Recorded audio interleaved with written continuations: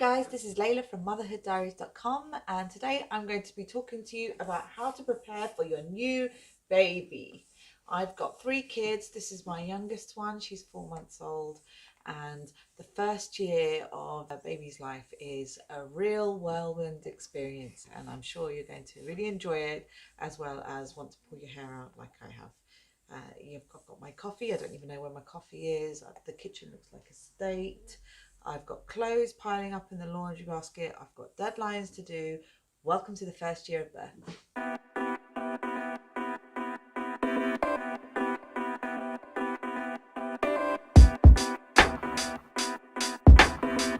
Whether it's your first or your 5th baby, babies come with baggage and a whole heap of preparation. I had my 3rd baby about 4 months ago, and my lounge looks like a baby has thrown up all of it. Still didn't buy half as much stuff as I did 9 years ago with my first. It's like a rite of passage that you need to go through, where you buy all the unnecessary stuff and then you end up knowing what's necessary. So we will go through the whole thing from preparation during the last trimester of pregnancy all the way up until the first year of birth. And I will go through all the little bits that you need in between. And if I've missed anything out, please let me know and drop it in the comments below. Everything I refer to in this video there will be a link and some information about what I've referred to in the description box below. And if you like this video, please give it a thumbs up and hit the notification bell and subscribe if you like my stuff. And I'm going to get this move on, because this video is going to be hefty. It's going to be long. I might have to do it in 2 parts. I'll see how I feel when I get there, and if I stop waffling, I might even be able to do it in 1 video. So let's start.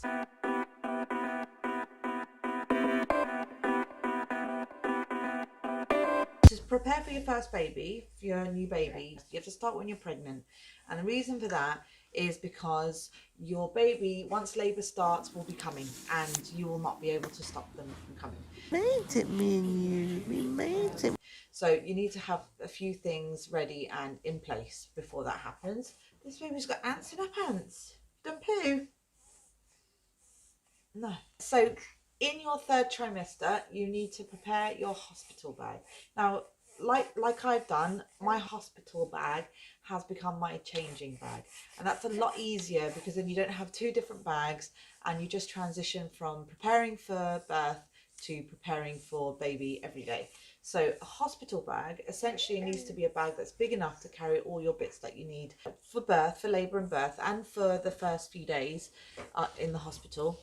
So it's got to be big enough, and it's got to have some compartments. I find that compartments help me organise my bag into bits that I need. Bless you. So what do you need in your hospital bag? So contrary to what you think, and what I always end up doing, is you don't actually need to pack the kitchen sink. The first thing you need obviously is the changing bag or the hospital bag. I have searched high and low for the perfect changing bag, and I think I found it. So I was gifted this beautiful 𝐓𝐡𝐞 Jenny travel changing bag in berry. It's a very beautiful red colour, and it's perfect. So it's created by this mother of 2 called Charlotte Jam, who, like me, was searching for the perfect changing bag, and she needed something that was stylish, yet something that could carry her daily bits every day. So like me, I carry my laptop, my laptop charger, baby essentials that I'm going to go through in a minute, and other bits for myself like wallet, makeup, pens, notepads, you know, all sorts of things are in there. My bottle of water, my baby, which my sister calls my 4th baby. I need to carry something as big as this in my bag. So the 𝐓𝐡𝐞 Jenny travel changing bag is perfect. It's perfect size. Lots and lots of different compartments in it. I've written down what the changing bag has, because there's loads of stuff in there. So it has a gem organizer bag, a travel changing mat, a clutch bag with X body strap. So look, changing bag full of stuff in there. It's huge. It's got a clip for keys, which is great because I always lose my keys in my bag. I've got a Mary Poppins bag. I don't know where half my stuff is. It's got a clear bag for baby bits, which I don't have to hand. It's got 2 insulated bottle holders, buggy clips, and it's waterproof inside and out, and it's got a large mobile phone pocket, perfect for my large mobile.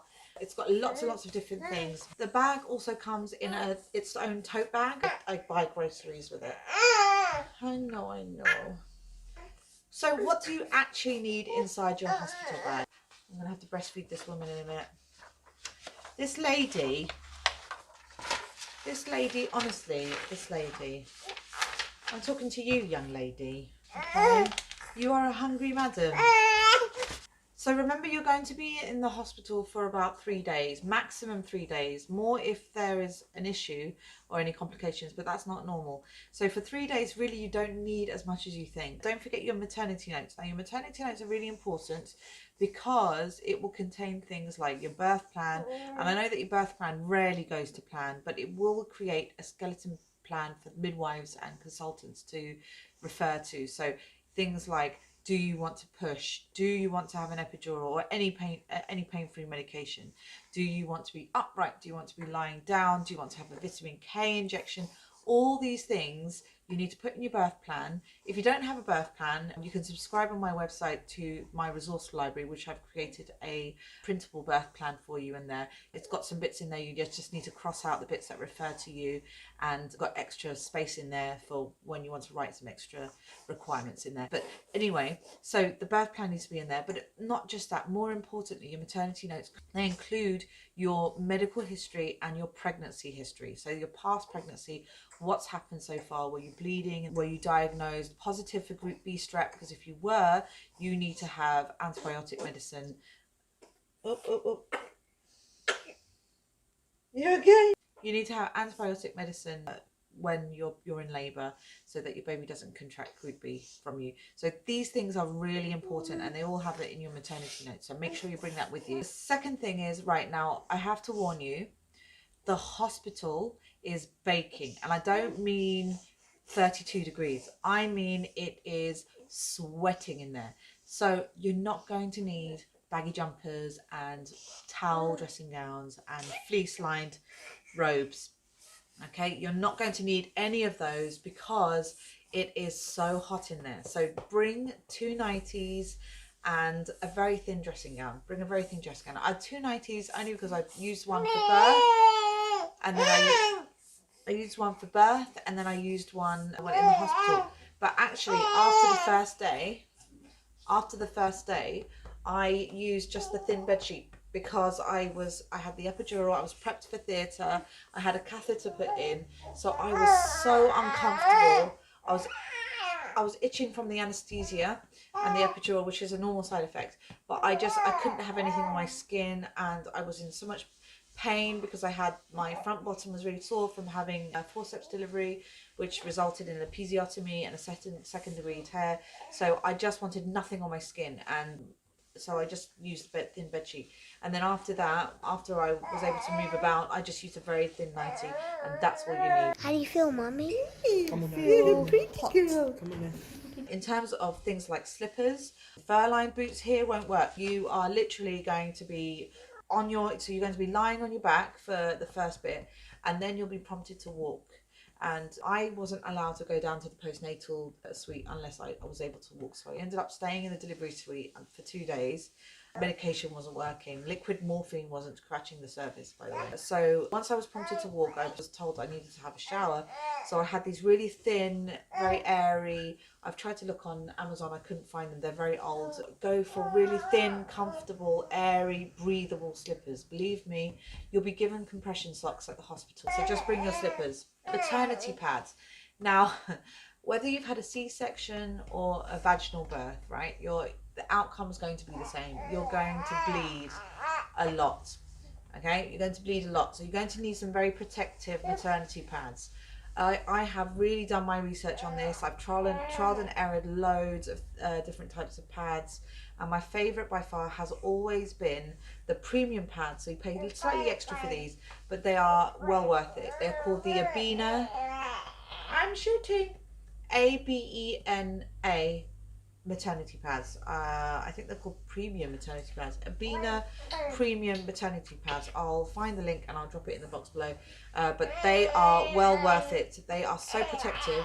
They look like miniature planes, so they have massive wings, and they're huge. They're like beds in there. They're huge. but it's worth it. It's worth it because I hardly leaked the first 4 weeks. I started to leak a bit less. Around 4 to 5 weeks, I transitioned to the Always Ultra Thin pads, which were perfect. The next thing, so brings me on to my next point. You don't want to leak, so wear disposable knickers. You don't ruin your normal knickers. Buy for the first few weeks your disposable knickers. Trust me, they're so much easier. And I've always gone for the same brand. I've gone for the 𝐓𝐸MA brand, which I'll leave a link again in the box below. But the 𝐓𝐸MA brand, they're so cute. They are all different patterns and different colours. I think you get about 7 in a pack. I think it's 7 in a pack. I bought about 3 packs and I used them for the first few weeks because I was bleeding quite a bit actually, but they were perfect. When I had used them for a few times, I just threw them away. And then I transitioned from the disposable knickers to 100% cotton knickers, which I still use now. They're very, very comfortable and really breathable and really good on the skin. And remember, if you've had a C-section like I've done in the last couple of times, go for the high-waisted ones because you don't want the knickers or the pants to be riding on that scar. It's really painful and it irritates the scar and it causes an infection. So you want to make sure it rises above the scar, and don't forget you'll still have your bump, so go for a size up. I was a size 10 to 12 when I gave birth. I'm probably more likely a 12, so I picked the size 14 to 16 and they fit perfectly over my bump. Okay, so I have put an infographic in my article with toiletries which include things like razor blades and stuff like that. Look, you're not going to need them. So because I had a vaginal delivery and I had stitches because I had an episiotomy and a secondary degree tear, I wasn't actually allowed to shower or wash with shampoo, conditioner and body wash. I had to wash with just water whilst I was in the hospital. All I used was my Olay facial wipes, moisturizer, coconut oil on my skin because my skin was getting a bit dry and I had scratches on my skin, and that was it. Toothbrush and toothpaste and makeup on the last day, hairband for my very thick curly hair, which I either put like this or I put it in a Dutch braid, and that was it. That's pretty much all I had in my bag, and obviously my contacts and my glasses. You know, things like massage oil. It's ideal, it's nice to have that, but you're not going to use it. Maybe a water spray because it's so hot in the... Actually, do you know, I wish I had brought a water spray because I was so hot in that hospital that I think I would have probably benefited from just doing this constantly. I have a really nice 𝐓𝐸𝐬𝐻 one as well, which I didn't use, which is a shame. So the next thing you need in your hospital bag are breast pads and nursing bras. This is the breast pads, which we're going to Yep, these are the ultra slim breast pads. I haven't used a single breast pad. They look like this. Shall I open one up? Let's open one up. Okay, they look like this, and you put them inside your bra. You stick the bottom bits should stick. Yeah, there's a tape that sticks, and you put them on your boob like that, and it sticks to your bra, and then when you leak, like I have the last couple of times I've leaked, then they leak onto the pads. These are the Boots own brand maternity breast pads, ultra slim ones. These are not ultra slim, so I don't actually know what the normal size ones are. Anyway, so breast pads are good because sometimes she's a champion feeder, so I haven't had experienced this problem. And sometimes a champion pooer. But we will come on to that in a minute. So sometimes in the morning when I wake up, my boobs are engorged, and if she's crying, then they will leak, and so these catch the leaks. First 2 boys, I did need breast pads. I was leaking with my first. I was leaking from pregnancy, and with my second one, I was leaking after I gave birth. And my milk came in actually quite late, but for some reason I was leaking colostrum. But with her, I didn't leak at all. I didn't use my breast pads at all. In fact, I didn't leak until she was about 6 weeks old, funnily enough. Somehow she was getting the right amount of food, and then all of a sudden my milk really came in from around 4 to 6 weeks. I don't know whether maybe her demand had changed and she needed more, but for some reason then I just needed to keep using it. But with my first 2, I had some, and I'm really glad that I bought some because for some reason I was leaking. Nursing bras. Now I have only started to see my boob size regulate now. So from early pregnancy up until now, up until 4 months, I've had to change my bra size. My bra size has changed constantly. So I have got very different size bras in my drawer right now, and now I've got to figure out which one I need. So I need to go back.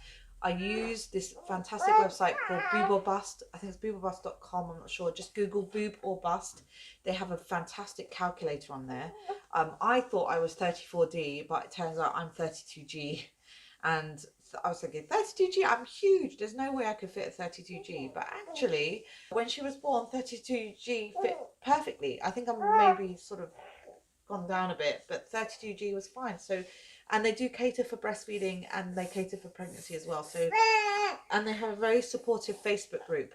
So if you have any questions, just go into the Facebook group, which you'll see online, and then just ask them your questions, which is what I did, and they were very helpful. And you can send pictures of your bra and they will tell you whether they fit or not. I'm just going to try and put her down. There we go. Maybe I put you the wrong way. I did. Okay. Let me turn you around. Let me turn you around and have a look at this. Oh my goodness, what is all of this? Wow. Look at that. There she is. So, nipple cream. With my first, I said I leaked, but I had an emergency C-section, and for some reason my milk was just not coming through, and my baby was huge. He was sucking a lot, and I ended up having really cracked, raw, horrible nipples. Like really, it felt like my nipples were being cut by razor blades on fire. It was horrible. So nipple cream and cold compress worked perfectly. Honestly, just, you know, you need something to soothe. I wanted to use ice cubes. It was so painful. So make sure you have nipple cream with you if you have that same problem. I had that problem in the hospital, and I'm very glad I bought it. This time round, she was perfect. She clicked when she feed, but actually I have experienced no pain with her. Second one, I experienced a little bit of pain, but that is because I breastfed straight after I gave birth. Well, after I stopped breastfeeding Aaron, my eldest. Day before I gave birth to Aiden, my second one, and I breastfed him for 2.5 years. So I kind of breastfed for like 4 years almost. So 7 years later, I thought I'm going to have the same problem, but actually she has been very, very good. Very good. Speaking of cold compress, okay, you're going to need a cold compress downstairs if you've had a normal birth. I forgot mine, and I was so gutted I forgot mine. When I got home, I have this one called, I wrote it down. It's called Multi-Gyne Compress, and it has this 2QR complex gel which soothes. I think it's got aloe vera in it as well, and it has this cooling effect, and you put it on top of your pad, and it's a bit bloody, but you put it on top of your pad and it's so soothing. Oh my gosh. And I think it did actually help me heal, because by 4 weeks I was almost back to normal. Almost. About snacks and water. So the hospital generally gives you breakfast and lunch, I believe. Some hospitals may give you dinner. This particular hospital I went to only gave me breakfast and lunch, so I would send hubby out to bring me dinner, and I also had loads of snacks. I actually felt like I ate really well when I was in hospital. Also bring some water with you. The midwives will generally come round and refill the jugs, but you don't want to keep interrupting them. Just bring your own water. And if you're prepped for a catheter like I did, then drink to your heart's consent, because you don't need to go to the toilet. Poor midwives. Also bring something to do. I brought my laptop and my phone, and I thought, oh, I'll blog and I'll write about my birth story, whatever. But I didn't want to look at a screen. I was so tired. I just wanted to do something that wasn't related to writing, but I didn't bring anything to do. So I sent hubby out to get me some puzzle books, some magazines, some regular books, things like that. And also I didn't want to watch anything. I didn't want to watch any TV or listen to any music, because I was too worried about her. Hi, you. Hi.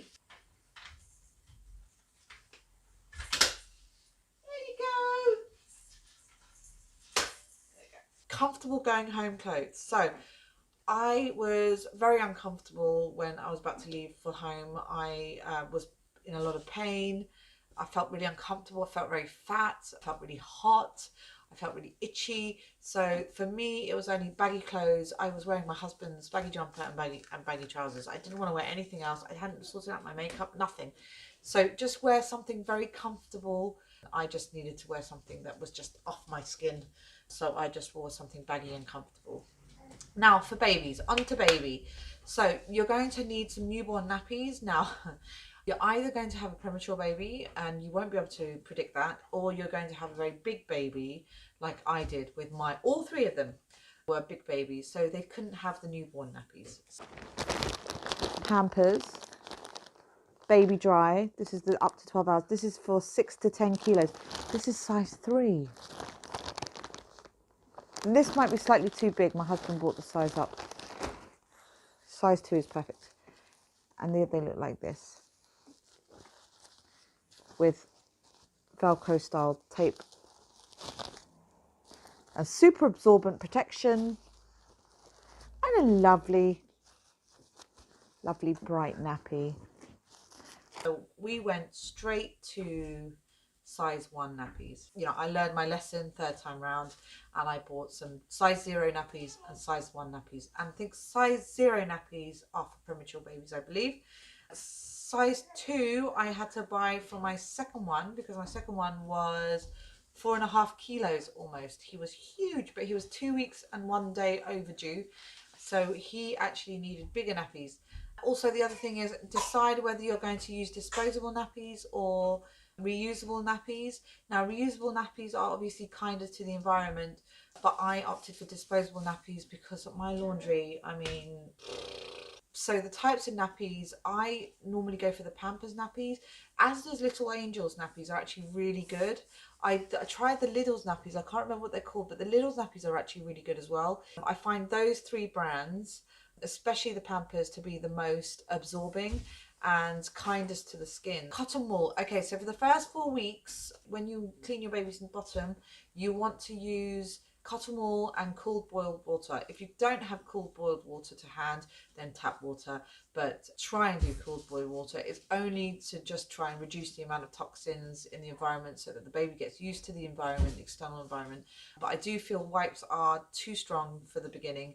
After about 4 weeks, well, actually they recommend 6 weeks, but after 4 weeks we started to use wipes, and we use the water wipes, which are like 99% water, and it's got a drop of fruit extract. And now we've moved on to As Does Little Angels. So we use the fragrance-free wipes, As Does Little Angels wipes. You can also use own brand wipes. I find that they are less harsh on the skin because obviously you need to pay more for the chemicals. So just get own brand wipes. Get the cheapest wipes. They all do the same thing. They all clean breastfeeding poo and bottle feeding poo very easily. Probably when they start to eat, you might need stronger ones, but actually at this stage, anything with a little bit of moisture will work. Changing mats. Changing mats generally come with the changing bag, but if not, anything will do.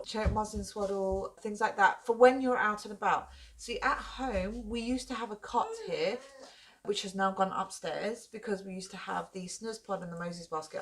Moses basket was here actually, but we used to have the snooze pod upstairs and the Moki cot in there. And if you can see the grey changing mat that's on top of that drawer, those drawers there, that is the Moki cot changer, and that sat on top of the Moki cot. That's what we use now at home when we're changing Isla's nappies. It's really, really soft and has got some kind of ergonomic design, and which also helps her to not roll over. Obviously this is a bit dangerous what we've done here, so we never leave her in that cot, but there's nowhere else to put it. But this is a very good changing mat, and you can find that description below. So hats, scratch, mittens, booties, all those kind of things. Now nails grow really, really fast, so you're going to need some nail clippers, which we'll come on into a bit. But your baby will need scratch mitts, because otherwise they will scratch their face to pieces, because they are not aware of their hands or what their hands are doing, and their nails are very sharp. So please put some scratch bits on your baby, because otherwise they will cry and it's very painful to watch. Hats, because of the whole temperature regulation. I don't know if you know, but newborns cannot regulate their temperature, which is why the hospitals crank that temperature up really high in the hospital. And even when that temperature is cranked up really high, they are wearing gloves and hats, and they're swaddled with blankets, and they're very warm even in that temperature. So that's why newborns need to have hats on. A lot of the heat escapes from their head. We got given this beautiful pink and blue one from our hospital because she was our first girl, and it was very sweet. What a very, very nice gesture. And booties are not important. You can use one suits, baby grows like this, which already have sock types attached to it. And we've used these throughout. As they get a bit older, you can use booties. Really not essential for pre-walkers, but socks work just as well. I've got a lot of socks that I put on her. Nappy sacks. So nappy sacks go with the nappies. So nappy sacks can be fragrance free, or they can just be normal plastic bag type bags. Not great for the environment, but they're perfect for when they're out and about and you want to contain the nappy in the bag before you put it in the bin. We use a nappy bin. Here we've got the nappy bin. And you just open this up. This is the 𝐶𝐻𝐺 nappy bin. You just open this up, stick the dirty nappy in there, push it down with this boulder here. So you push it down with this big thing that pushes the nappy into the bin. Open it back up, and there's a little button here with arrows going around the sun, and you just spin it. And what it does, you've got to push it down a bit more because this is full, this nappy. And what it does is it just closes the nappy ready for the next one, and then you just push it down, and then what will happen is we'll have a new empty basket for the next bin. Snowsuit. So snowsuit, she was born in September, so she didn't actually need to have a snowsuit. My eldest was born in December, so he did need to have a snowsuit when he came home. So she started wearing snowsuit at around 3 months. See if she's got a woolly hat on and a big snowsuit on. It's quite toasty for her. And we've got we've got 2 pink ones, star ones. It's so cold. I got Island, a really pretty snowsuit from Next. It's actually from eBay, but it really is from Next. It's 3 to 6 months, so her feet come up to about here, but it's so pretty. And we've got a grey one passed down from the boys, and we've got a white fleece furry one that makes her look like a yeti, which is very cute. They're very comfortable. Some of them even have mittens attached to them, so you know they're fully protected from head to toe. Now, cellular blankets. Right, so cellular blankets are actually, they're in the hospital, they're the first blankets you see, so that's what the babies are swaddled with, and very good because they have holes in them, and the holes actually trap the air. They are very clever design. They have this very clever cell construction so that they trap the air, and it keeps baby cool in the summer and warm in the winter. And they're also much safer to use when babies are sleeping, because if a blanket goes over the baby's head, then they can still breathe because of the holes in the blanket. We have these very beautiful pink and cream cellular blankets kindly gifted to us by Bloomsbury Mill. They're very soft. Money. Pop it in the link below for you. And so onto clothes. Baby vests, bodysuits, one grows, baby grows, sleep suits, whatever you want to call them. They're all the same. You have a baby vest underneath one of these. I've got a baby vest underneath her right now. She's got a long sleeve one underneath because it's winter. So you get a long sleeve one or a short sleeve one, and basically it just covers the whole chest area, and it has clips at the bottom which goes over the baby's nappies, and that's for underneath. And in the summer sometimes you just wear that, the baby will just wear that. But in the winter, like we are deep in the throes of winter now, it's like -3 at the moment, she's wearing a baby grow or a one suit or a sleep suit, whatever they call it. She's wearing the long sleeve sleep suit with the feet. And this was a very thick one actually, so she's kept very warm at the moment, and it's actually, the temperature is quite high here because I've got the heaters on. That's generally about it, what she wears. As she's getting older, I'm starting to dress her in cute little tops and trousers and tights and dresses and booties and things like that. But when they're a newborn, you don't need to do that. Just dress them in this, it's much easier. And make sure that you wash your clothes in a very soft, suitable detergent for babies. I'm going to go get the one that I've got. So we use the same brand that we've used for the past 9 years on the kids. We've got the Fairy Numbio, which is not gifted. This is what we actually genuinely use. And we've got the bigger version as well. We've got the bigger version. So mega pack, because we have to wash so much. This is the best. This is absolutely the best on the skin. We actually, at the beginning with the first, we tampered with a few of them, and they did come out in a few sort of tiny rashes. There was a bit of an allergic reaction with my first, but this one we've seen no allergic reaction, no nothing. This one, so it works really well. I'm whizzing through this because we've got lots to do. Muslin swaddles. Now, muslins are amazing. They are very versatile. Muslins are basically these thin pieces of cloth, generally 100% cotton. They should be 100% cotton, and they are used for all sorts of things. These muslin swaddles are used for swaddling baby. I have not worked out how to swaddle at all.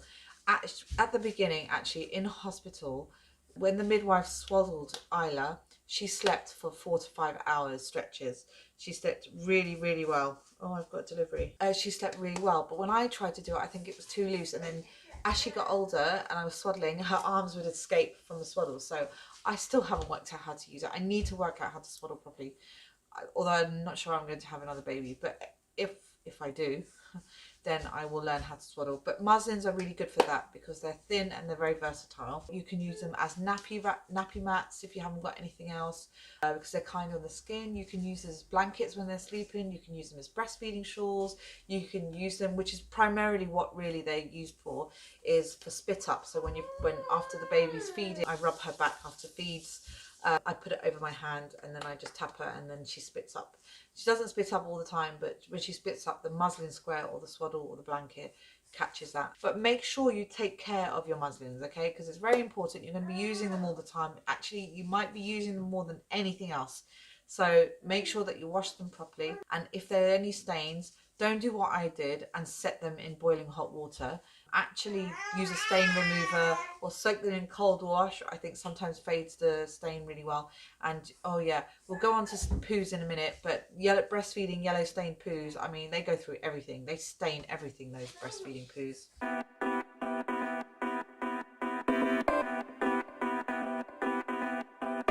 Now we're going home from the hospital. Everything's gone well. We're all sorted. We've got everything in our changing bag. Baby's ready to come home.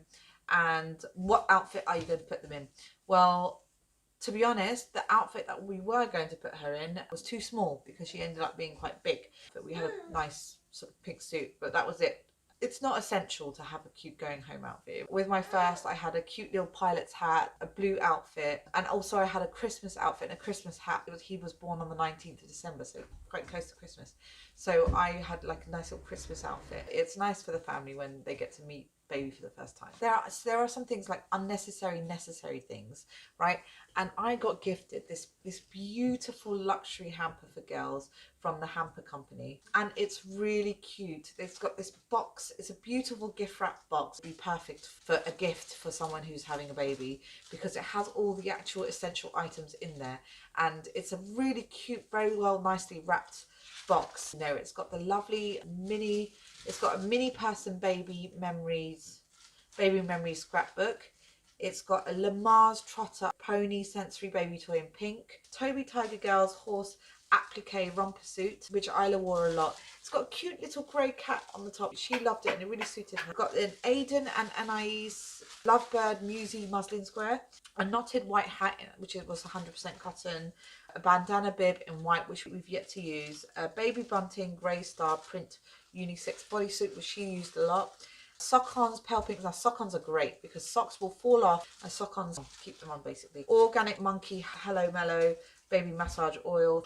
This stuff was amazing. The Baby Hamper Company Relax Candle Tin, which smells gorgeous. It's really nice. And the Baby Hamper Company Relax Balm, which I just had. There it is. So I'm using this. Oh, see?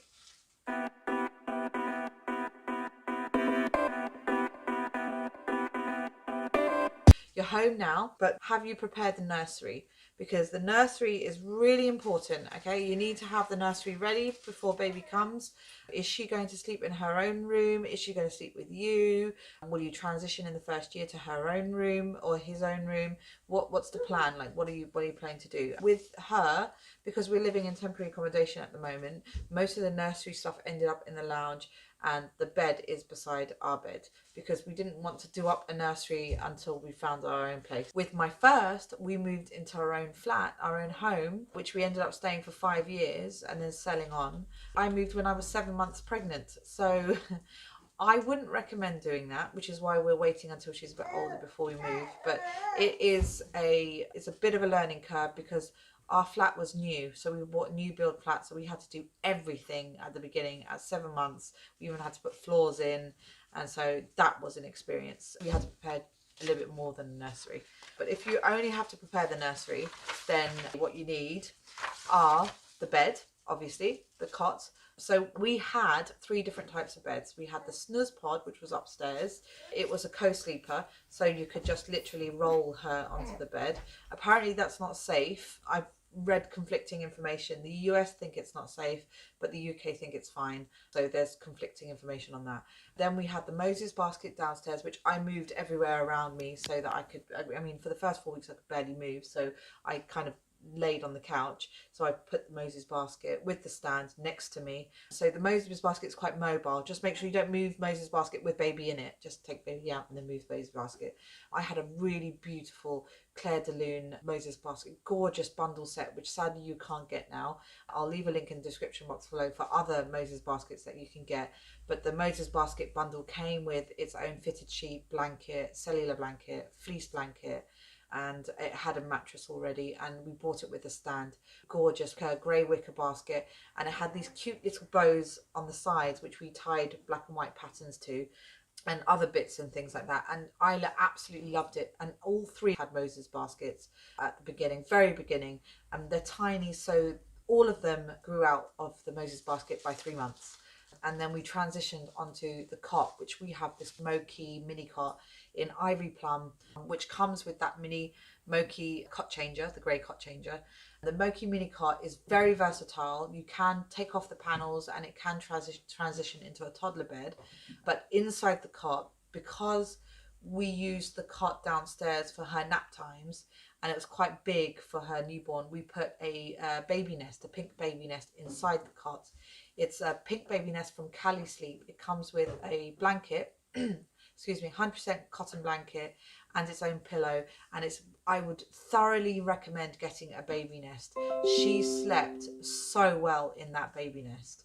Really, really well. She felt very protected because it's meant to feel like a cocoon, you see, because newborns have been in our tummies for 9 months, almost 10 months. So they want to feel enclosed, and the cot is quite big. So for her to transition from Moses basket to cot, I needed to have something in between, and the baby nest is perfect. But sadly, she grew out of the baby nest, unfortunately. I'm really, really sad to see that go. But she's now transitioned to the 𝐓𝐻𝐞 cot. We've got lots of little things inside. The cot had a bumper set from Lilybell, Mamas and Papa's Lilybell, which is beautiful floral bumper sets. You've got the cot bumpers, you've got the coverlet, you've got the bar bumpers. And again, conflicting information with bumpers in there because apparently you've got a safety hazard. And I can see the point with safety hazard because when they get older, they will pull them down. And so it's best to remove them when they're sleeping. And if you see any signs of damage, remove them as well. Just make sure that you have got any string hanging down and make sure they're very secure.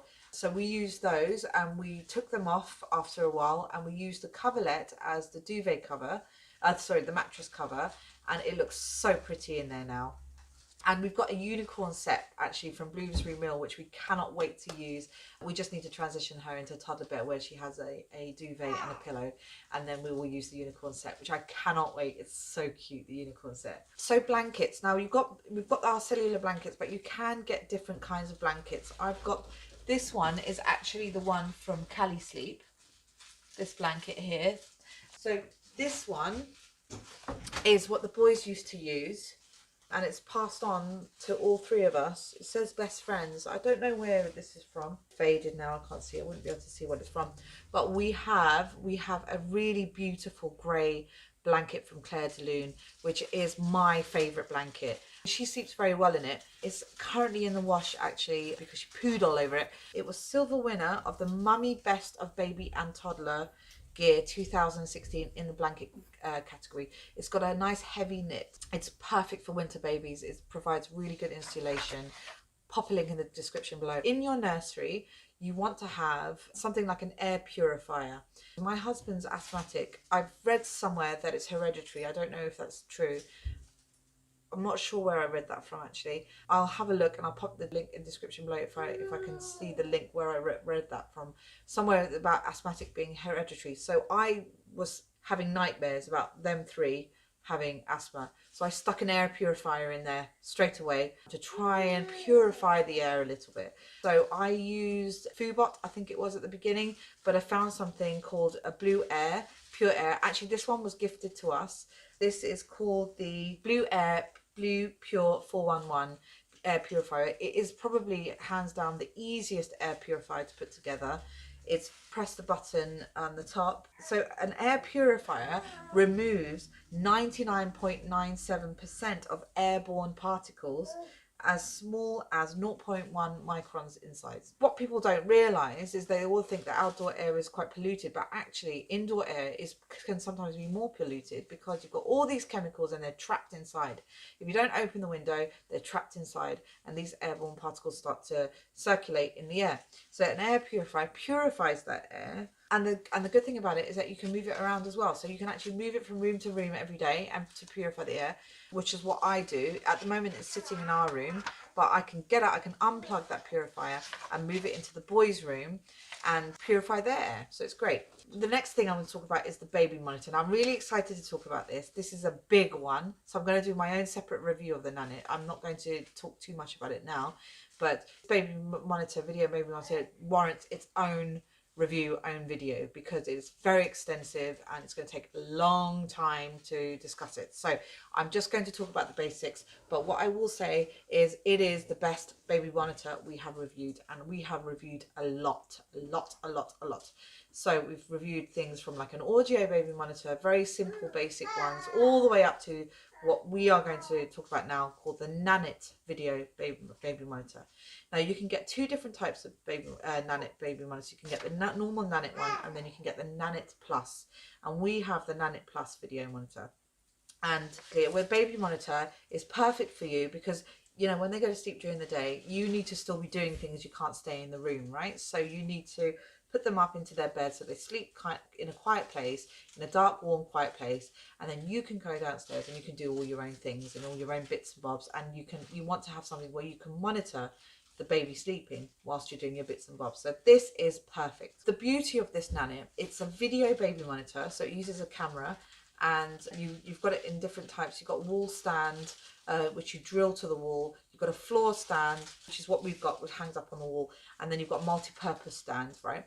And what it does is that it monitors your baby and it records the movement, the sound, and everything like that, and it learns from the baby. So it has these algorithms which continue to learn the baby's process, the baby's sleeping habits, and the baby's wakeful habits, and it learns that. And the Nanit Plus records the activity, and you download the Nanit app and you see that activity in the app, and then it gives you insights into how to make the baby's sleeping patterns better for yourself and for the baby. Because it's created by parents itself, it's got a parenting expert team. You have to pay a bit more for insights. I think it's like £50 a year for insights. I think you get 1 free year with Nanit when you buy the Nanit Plus, and it just tells you, right, baby needs to go to bed earlier, got a temperature gauge, a humidity gauge, and it just learns from baby.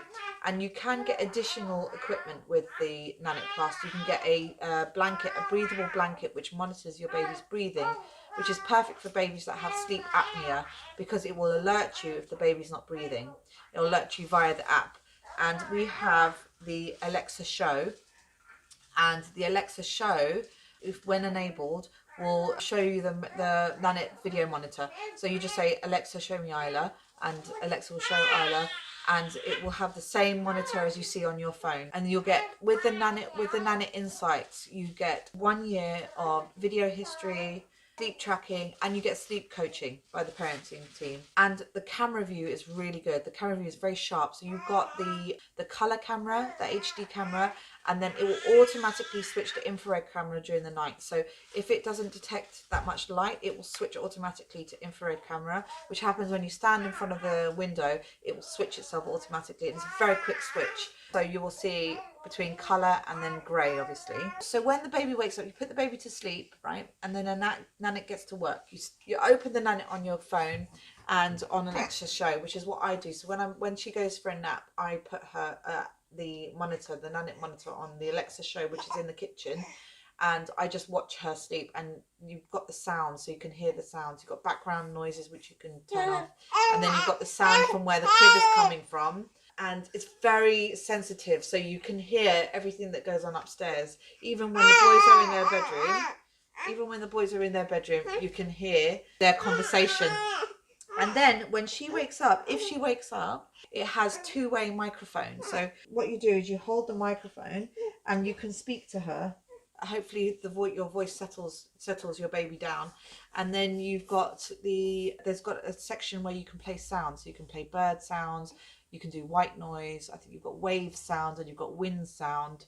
And then if that doesn't settle, then you go upstairs and pick them up.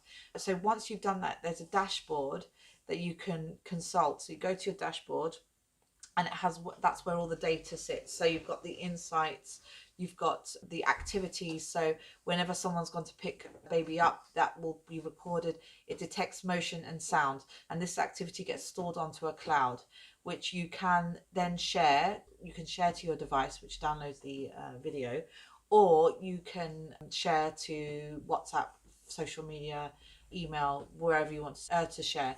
If you want to keep the videos, then I think you have 7 days with Insights, and then if you pay premium subscription, I think you get 30 days. It saves in 30 days on the cloud. And I think that the Insights are the real pièce de résistance in this. It really is really useful, because then you start to see a pattern with your baby, like when they go to sleep, when they wake up, and then you can improve on that pattern. So it's really good.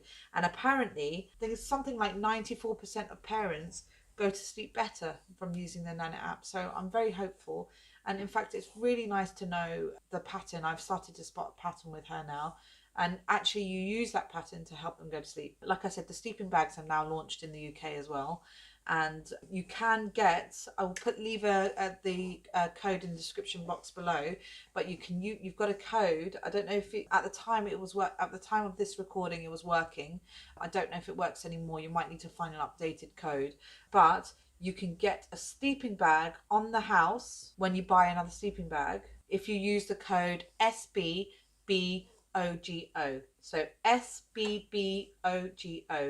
And they are suitable, wear them over pajamas, and they're suitable from age 3 to 24 months. Oh, and also another thing is the Nanit has a night light, which is perfect. I really love the night light because it's very soft, but it's also bright enough to be able to see what you're doing in the middle of the night.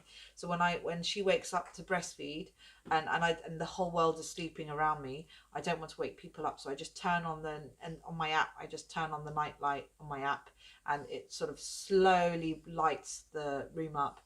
I can breastfeed, I can see what I'm doing, and then when I put her down, it slowly turns off. It's really good. So that brings me on to my next point, the night light. So if you don't have the Nanit, therefore you don't have the night light, then you will need to have a night light in your room for nightly feeds, or wherever you're going to be to feed or pick up baby or change nappy in the middle of the night. You're going to need some light, and the torch on the phone is too bright. It wakes baby up. And so I initially, before I had the Nanit, used something called a Lumibug, which the kids use at the moment. Lumibug in their rooms is fantastic because it has a setting, very natural setting, which goes from orange, red, all the way up to normal light. And the normal light is quite bright, but it's still a light that doesn't wake you up entirely, which is good. Void stimulation is the low blue white light. So it's got a low blue white light. It's the same light that I have on my phone when I put the blue filter on. It's really helped with my eldest sleep, because he's really struggled with sleep. And obviously in the nursery you need to find somewhere to sit and feed as well. I used the nursing chair with the boys when they were younger because we had more space, but right now because the cot is right next to the bed, I just use my bed. But it'd be nice to put somewhere where you can sit and relax, because don't forget, you shouldn't be falling asleep when you're breastfeeding, so you need to be upright. I use my phone on the brightest light when I'm breastfeeding as to stop me from falling asleep. But if you go and sit somewhere to feed, you're less likely to fall asleep as well, and you'll have to get up and put the baby back in the cot, which also helps. In the nursery you'll need cupboards, drawers, and a place for clothes. So you don't need much. I have a set of drawers. They're quite high. I think they have about 6 drawers, 5 to 6 drawers in them, and each drawer has things like socks, bibs, mats, mitts, things like that. The next drawer has baby vests and baby grows, sleep sacks, things like that, which we'll come on to later, sleep sacks, blankets and hooded towels for the bath, any bath equipment, baby slings, car seat cushions, car seat wraps, blankets, which we'll also come on to in a bit, and clothes which are too big or too small. So I put that in the bottom drawer, and so I section those off. And if I have someone who's just had a baby, or if I've got clothes that were handed down to me or given as a present, I stick them all in there. A quick note about sleep sacks, actually. Sleep sacks are really important during the night because they promote safe sleep. They are much better than blankets, actually, and you can get 2 different types. You can get 2 different togs, I believe they're called. Oh look, I'm leaking. See, I'm talking about leaking. I'm leaking. I don't have a breast pad in there. And you get long sleeve and short sleeve, and what they do is they fit over baby, and you zip them up at the side like that, and then they button at the top, and they just stay put, and so baby cannot put it over their heads, and it keeps them warm during the night. More on baby clothes later. Got baskets and organising bits and bobs. I love baskets. I absolutely love, I don't know if you can see in the corner over there, I love those wicker baskets. See, wicker baskets are perfect for putting little tiny bits and bobs in there. In that one I put nappy creams, nail files, nail clips, anything related to changing, bathing, all goes in there. And you can section things in the nursery as well, so bits related to feeding you can put in a separate wicker basket.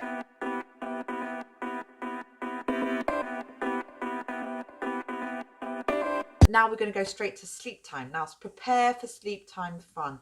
Now you are going to be obsessed with sleep because you won't get any. If you had 8 hours sleep before you got pregnant, then good luck to you. You're going to receive one hell of a culture shock because babies don't sleep.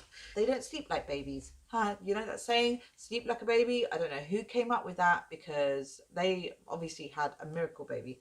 Anyway, sleeping like a baby doesn't actually apply to newborns. Remember, newborns aren't meant to sleep through the night. They wake up every 2 to 3 hours because they have small tummies and they need to feed. So they need to wake up every 2 to 3 hours, unfortunately for you, but they don't have that sleep wakeful pattern, the REM sleep and the deep sleep.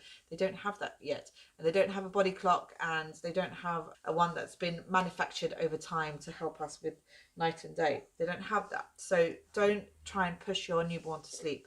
It's not going to work. You may be one of the rare ones. So actually, having said that, one night in the hospital, this lady slept for 6 hours, and I was prompted to wake her up, and I didn't want to wake her up. I knew that when she wake up, she'd be starving, and she was, and she fed really well.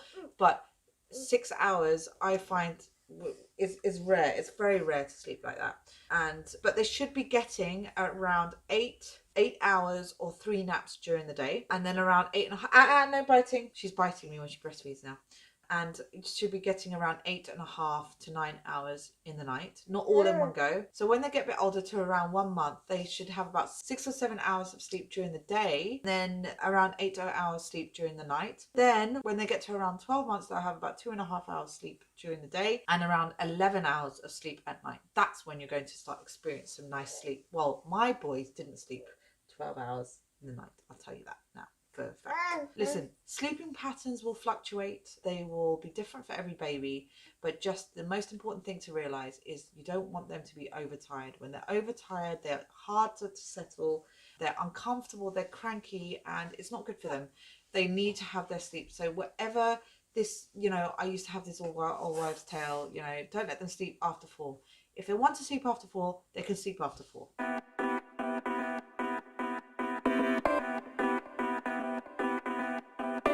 So preparing your changing area. So in the nursery, I would thoroughly recommend, we have it here, but wherever you're going to position your baby stuff, to have a changing area. And the reason why you want to have a changing area is your baby will poo umpteen times a day. They poo so much, it's ridiculous. And it's just a lot easier to have everything to hand in one place, so you're not running around like a headless chicken. So I have nappies, wipes, nappy sacks, cloths, muslin cloths, nappy cream, things like that. I use something called Metanium. You want to start with something that is visually and mentally stimulating, because babies can't use their arms and legs, so they just want to be able to look at something that's not a blank canvas.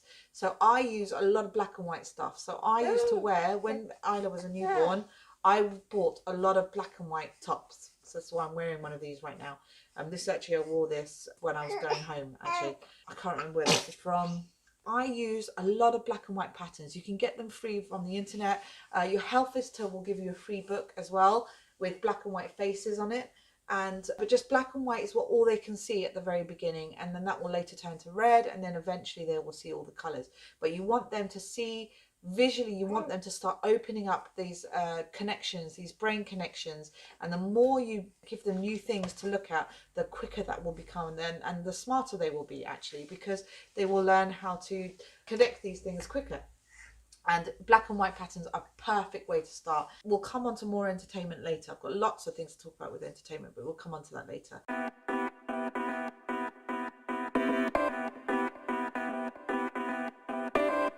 If you've had a vaginal birth, I would thoroughly recommend that you get a ring cushion. A ring cushion is it's like a ring, basically. It's like a donut, and it's got a hole in the middle, covered by a piece of material. When you've had a normal birth, some stitches or some tearing or whatever, you are going to find it very difficult to sit on your front bottom.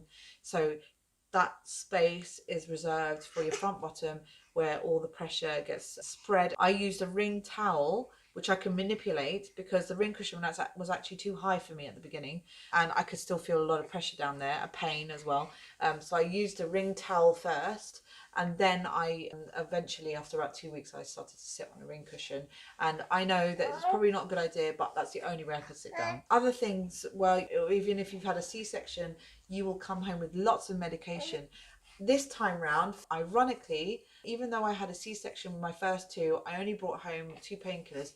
This time round, I brought home so many more things. I brought home codidromol, ibuprofen, enoxaparin, which apparently is to prevent thrombosis, and my husband had to inject me in my belly for 10 days every evening. That was horrible. I hated that. Iron tablets, because I lost 1.5 litres of blood during birth, and lactulose to combat the iron tablets, because obviously iron tablets make you constipated and you need to be able to go to the toilet. So I had lactulose to combat that. Naturally, this lady did not like that, and had a lot of tummy problems. And so once I started to wean them off, she got a lot better. And also can't stress to you enough that just because you're not pregnant anymore doesn't mean you don't take prenatal supplements. Actually, you should take postnatal supplements, because postnatal supplements will have different vitamins and minerals in there. Postnatal supplements that will include vitamin D, vitamin B6 and vitamin B12, and that keeps mum and baby very healthy, happy, healthy. And this lady has vitamin D drops. Vitamin D drops are here. See, vitamin D drops. She's had a couple of colds, but so far so good. Okay, so car seat. Now, hospitals will not allow you to take baby home until you've got a car seat. And a car seat is not as easy as you think. So I have got a table in my article which relates to what kind of car seat that you need. But babies, babies up until they're 15 months old must have a car seat that's rear facing. That means facing the back rather than the front. And that's just to prevent forceful impact. Should you ever, heaven forbid, have a car accident, that protects them from being that way rather than that way. And generally what you'll need is a group 0 and a group 1 car seat. Consult my article to show you what that means. Group 0, 1, 2 and 3 are from birth. They go up to a certain amount of months. So group 0 is up to 6 to 9 months, and then you'd have to change. Have a look at the table that I've got in my article for more information. Added protection. Now, winter babies will need added protection because obviously when we're transitioning from home to car to pram, whatever, it's going to be very cold for them. So we were gifted these blanket specifically for car seat from 𝐤𝐴 Organics. It is a 𝐤𝐴 Organic wrap in sorbet, which is a lovely pink colour, and it's really good. It's designed to keep baby warm. It's got holes where the straps should go, and then you wrap baby around, and then you fasten baby up with the buttons. It's really cute, and it's got lots. The fabric is very soft, very thick, and very breathable. It's perfect for carrying baby around, and she looks so cute.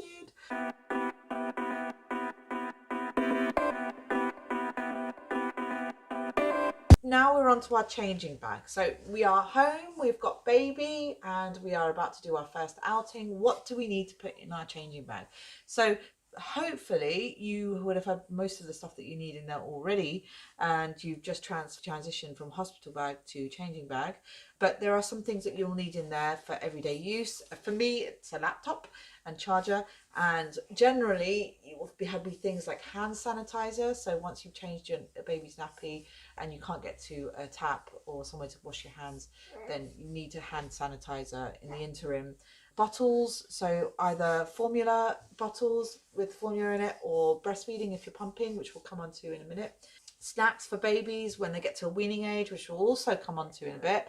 6 months, from 6 months you can wean them onto basic foods, and so you might need that. If you've got babies that are a bit older, towards 1 year, you might need more snacks, sippy cups, water, other bottles, finger foods, things like that. Bibs are really important. You need bibs bibs will wipe up drool, spit up, any extra mess, things like that. They're really good. An extra muslin blanket for either nappy changes or when they're asleep. Covering baby, things like that. Extra clothes for accidents. So this little lady likes to do certain accidents like poo on her clothes, so extra clothes are really useful there. Dummy if your child uses them. None of my 3 use dummies. Sometimes I wish they did. She uses her thumb, which I don't think is any better. In fact, I think it's worse because you can't take a thumb away. But anyway, dummies, a soft toy, comforter or a teddy or a blanket, anything like that. She hasn't got anything yet. I'm sure that will change when she gets older. Sun cream and hat for sun protection if it's very hot outside or if it's very sunny. It'll be useful to put sun protection on there. Emergency information just in case anything happens. Then they will be able to help you with your emergency contacts, things like that. Nail clippers. You don't need to put nail clippers in change bag, but when she's feeding, she generally, if you can see, she's a very active baby. She will not let me clip her nails when she's awake. So when she's feeding and I'm outside in the cafe or whatever, I've got the perfect opportunity to clip her nails, I will take my nail clippers out and I'll do it then. Baby sling or a baby carrier, we'll go into that in a minute, in a bit as well. But it'd be useful to transition from pram to baby sling to be more hands-free. That's useful to have in there if your changing bag can allow for it. And a first aid kit which will have things like Calpol, plasters, cleansing wipes, alcohol wipes, and don't forget your wallet, keys, phone for you, diary notebook. I have a diary notebook and a pen, snacks and a bottle of water for yourself, which I carry my big baby in there.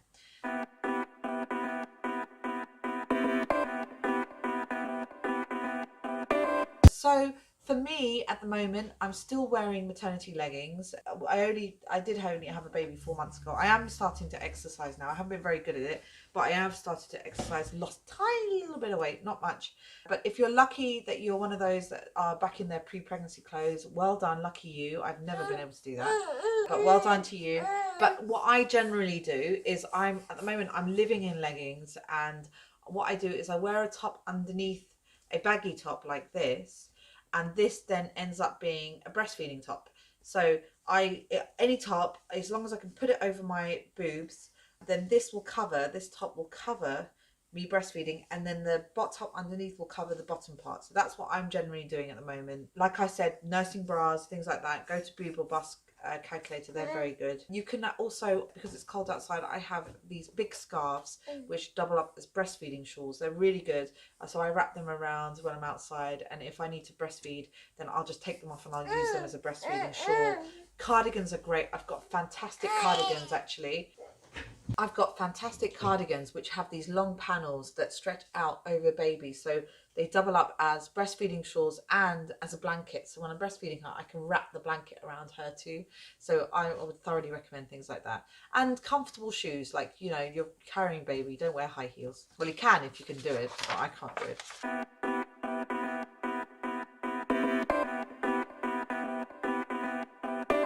So preparing for feeding. Now this is a massive topic. So each of these topics, I'm only going to tell you the very brief part of it, and then I'm going to section them off into different articles and videos later. So breastfeeding. Now breastfeeding, like I mentioned before, is different for everyone. Don't compare yourself to anyone else. Breastfeeding is a very unique experience between you and your baby. Both of you are learning, don't forget that, not just you, not just baby. Both of you are learning, so it can become very difficult. Just remember that if you're having trouble and you want to breastfeed, then seek help from a professional breastfeeding counsellor. A midwife might be able to help, but seek a specialist breastfeeding counsellor to help you. Isla was latching on really well, but she was clicking while she was feeding, and I was very lucky that in one weigh-in clinic appointment, there was a breastfeeding counsellor there, and she noticed when I was breastfeeding Isla that she was clicking, and she came over and she said, maybe if you push her up a bit more, push her to the side, parallel, and actually that stopped her from clicking eventually. I mean, she had learned this habit of clicking while she was breastfeeding, but eventually she learned because I knew the proper position. With my first, I had my mum, but I went to see a breastfeeding counsellor because I was in a lot of pain when I was feeding Aaron, and they helped me out a lot. And if they hadn't, and if I didn't have my mum, I wouldn't be breastfeeding. I wouldn't have been breastfeeding for 15 months. So if you want to persevere, persevere, but just make sure that 1, you feed through the pain, and 2, you get help for that pain straight away. If it's painful when you're feeding, you're probably doing it wrong. And remember, incorrect latch, improper feeding will then lead to no weight gain or even loss of weight, and painful breasts and less milk supply. So all of these are connected, okay? But if you have tried your hardest and you can't do it and you want to go to bottle feeding, then fine, no problem at all, doesn't matter. Fed is best. Baby just needs food, so just give her food however way you can do it, which is less mental health pressure on you and less stress on you. Don't listen to anyone else's opinions. I've had it from both sides and it's not fun. You do what you think is best. Your instincts are gospel when it comes to your own baby. I have written an article actually on how to get a proper latch. I will put that in the link below. So my situation with the first 2 boys was I didn't introduce any bottles until Aaron was 15 months old, and luckily he took to it like a duck to water. You know, he just wanted to have milk, he wasn't that interested. Whereas I introduced a bottle to my youngest at 2.5 years. Well, no, actually it was less than that, about a year, 1 year old, maybe 15 months, 18 months old or something like that, and he wouldn't take a bottle. He wouldn't take a bottle. He'd take a sippy cup, but he wouldn't take a bottle because he only wanted mummy's boobs, and that was painful. Bloody painful, which is why he stopped breastfeeding at 2.5 years, and for the last 18 months of those 2.5 years I was doing everything I could to get him off, but he wasn't interested. So this time round I introduced a bottle at 6 weeks, which meant I needed to breast pump. I forgot to mention that during those 2.5 years I had a massive oversupply of milk, and so I donated about a litre, just over a litre of breast milk to Chelsea and Westminster Hospital, and I gave the rest to Aiden, obviously I was breastfeeding, and Aaron in a bottle. So I was producing that much milk. With her this time round, funny enough, it's a completely different experience. I introduced a bottle at 6 weeks to her, and she was very good with it, really good with it, and I'm not producing nearly as much as I did, not even nearly as much as I did before, and I think that's actually because she's a very efficient feeder. I'm producing just enough, I think. Occasionally, like I've just leaked now, I will leak when she moans, but that's a really good indication for me to know that she's hungry, which is great, or thirsty. But breast pumping. Now, breast pumping is an experience, definitely an experience, not one that I'm very good at now. I am, because I was gifted this MAM 2-in-1 electric and manual breast pump. Best breast pump I have ever used. I've used a whole range of breast pumps. This is the best breast pump I've ever used. I'm going to do a separate video on the breast pump because it's just too much to talk about in this video, and I'm already way over the limit of this video. It's a 2-in-1, so you have the main breast pump, and then you've got the electric part, which is the base, and connect that to the breast pump. The man breast pump comes with 2 bottles, 130 milliliters and 160 milliliters. I think that's right. I'll check if it's wrong. I'll put the correct in the description below. But these are anti-colic bottles, and you get separate storage pots as well, and all lots of different types of equipment, all additional pieces of equipment for the breast pump as well. You get all dishwasher safe apart from the base, obviously, and the tube that links to the breast pump, that's not dishwasher safe. Do not put that in the dishwasher. Then you've got the manual pump that you've got that as well. I haven't actually used the manual yet. I don't want to, don't need to. I've been using the electric breast pump, and it's so efficient. I managed to produce over 130 milliliters plus more in the storage pot in less than 15 minutes. Fantastic, really efficient. And the reason why it's so efficient is because it has this 2-phase process. It's got the stimulation mode, and the stimulation mode basically stimulate the milk flow, and that's 9 different levels. And then you go on to, once the milk is flowing, then you switch onto the expression mode, which is a button on the base, on the base, and that expression mode also has 9 levels. And it ranges in how strong the vacuum is as you get higher up the level. And apparently research shows that pumping is more efficient at a maximum level of vacuum, as at maximum vacuum level during the expression mode, which is what I saw quickly happen. That's why I could breastfeed loads of milk in the space of 15 minutes. Very, very useful. Isla took bottles like a duck to water, storing breast milk. Now, the way you store breast milk is, we've got the storage pots for the man breast milk, but sometimes you'll get these storage bags. And breast pumps like 𝐓𝐡𝐞, I believe, you can straight into the storage bags, and you can freeze them, or you can refrigerate them, or you can leave them out depending on when you're going to feed your baby with them. So the rule of thumb when it comes to storing breast milk is untouched breast milk is safe for your baby if it has been sitting at room temperature for 4 hours or less. If you know you're not going to use it within the 4 hours, then stick it in the fridge at the bottom shelf at the back of the fridge, where it can stay for up to 8 days. But it's best to use it within 4 days. Breast milk can stay in an insulated cooler with an ice pack for up to 24 hours. But if you don't use it for longer than 8 days, then stick it in the freezer within 24 hours, within 24 hours of pumping, or 4 days from the fridge, and it'll be good for about 9 months. If you have a deep freezer or a chest freezer, then you should be able to freeze milk for up to 1 year. So we haven't touched upon dummies, soothers and comforters. My babies have never taken dummies, like I said before, but you do have certain soothers that you can use that might likely take the heat off you a little bit. So things like soft teddies, comforters, things like that. Sterilizing your equipment. Okay, so it's very, very important to sterilize your equipment. So you must sterilize your feeding equipment, dummies, milk bottles, all those kind of things in a sterilizer up until your baby's 12 months old, because that prevents diarrhea and other infections. So you clean your equipment with soapy water first, or stick them in the dishwasher, and then you stick them in the sterilizer.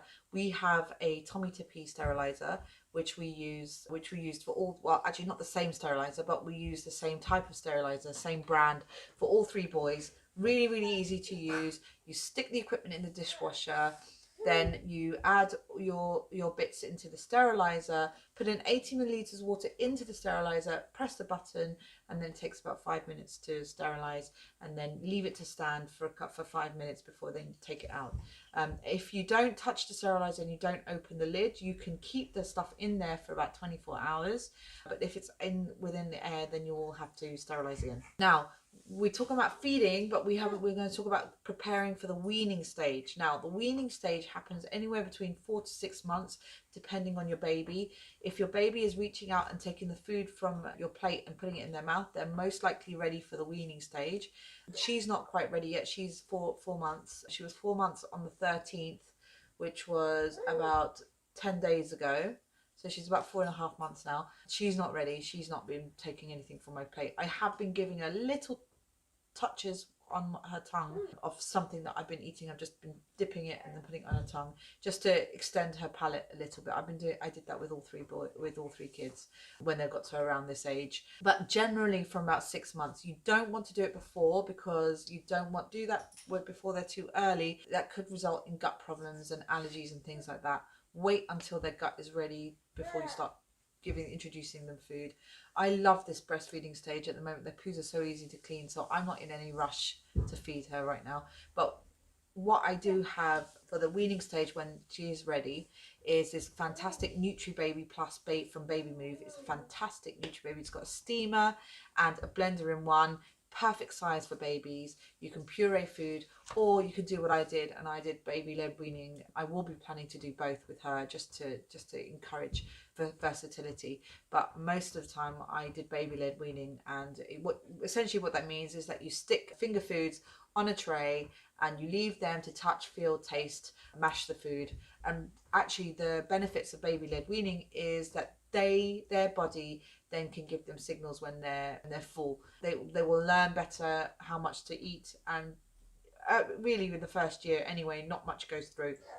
So puree is great to get all the nutrition in, but I don't actually believe that it's that beneficial to use that until about 12 months. Just use a bit of both anyway. I'll leave a link in the description box below of the Nutri-Baby. I do thoroughly recommend that you get that. High chairs. Now, we don't have a high chair at the moment. I had 2 babies back to back, so I had 2 high chairs in my house at all times. I used 𝐓𝐡𝐞 high chair, I believe, and another one, I can't remember what it was called. Really good high chairs. Essentially, they all do the same, but it's really important to pick a high chair that is comfortable, that is manageable, that is space saving, that is easy to use with one hand, and that is easy to clean. You have to think about all of these things. Have a look online and look at the running reviews and see which ones have been really good. At the moment, we've got a Bumbo there with a little mini tray, so we're going to start with that. It's right on the floor. We're going to start with that, and then we're going to look into high chairs in maybe about 1 month's time. She's not ready to sit in a high chair anyway. I don't even think she's ready to sit in a Bumbo yet, to be honest. I think sitting in that kind of position prematurely might cause problems for their pelvic floor and their spine. So I am not in any rush. She's still young, which is nice. That will soon change.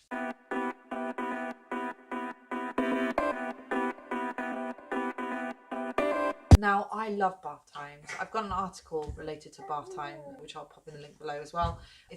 Bath times are so soothing, calming, relaxing. It's such a lovely experience to have with babies. I love bath time.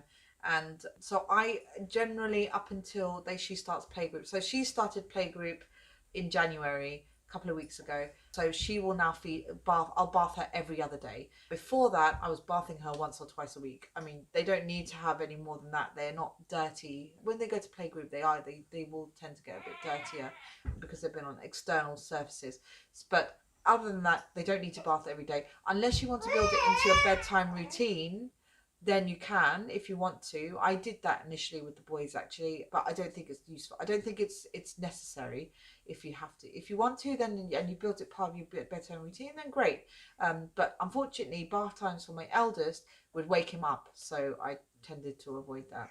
What do you need in the bath? So you need a baby bath to begin with. You don't have to, you can use a normal bath, but I felt more comfortable using like a top and tail bowl, which essentially for top and tailing, in my article on bathing babies, I explain what top and tail means. It's basically not dipping them in the bath, it's cleaning their heads and cleaning their tails, basically tops and tails, cleaning their bottoms when they're very, very young, newborn stage. And then when they get to about this stage, they can go in the bath on their own. They can still have a little mini baby bath. I had a really good bath seat actually, which my youngest used when my eldest was in the bath. It's really good. It sits them upright so they don't fall into the water. Bath toys and entertainment is really useful, I think. At this stage, you want to use something that is moving along in the water that they can follow. Something that's mechanical, maybe something with lots of different colors, something that's bright, something that really stimulates them visually, and something that helps them to pick up. So that at the moment, at this stage, they are now using their hands to pick items up and putting them in their mouth. So something that's suitable to put in their mouth.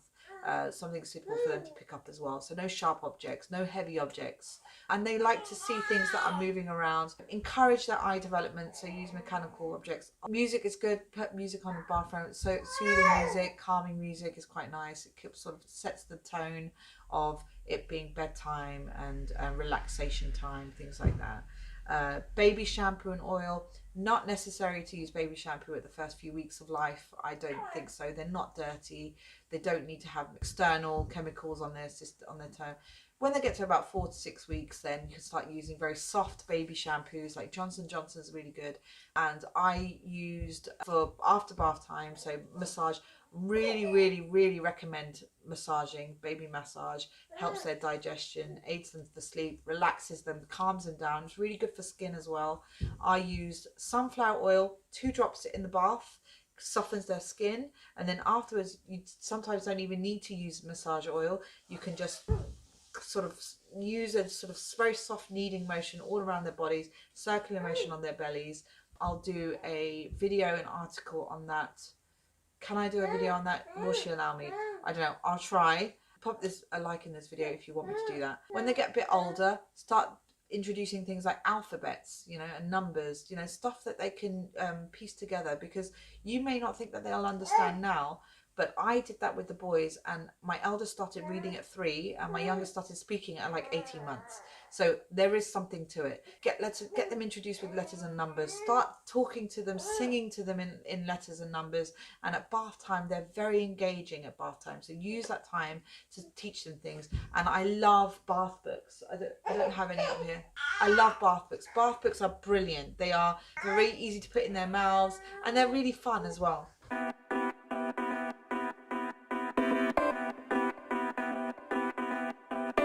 Now, your baby is a blank canvas, okay? So they are susceptible to all sorts of bugs and germs and bacteria and everything that life has got to throw at them.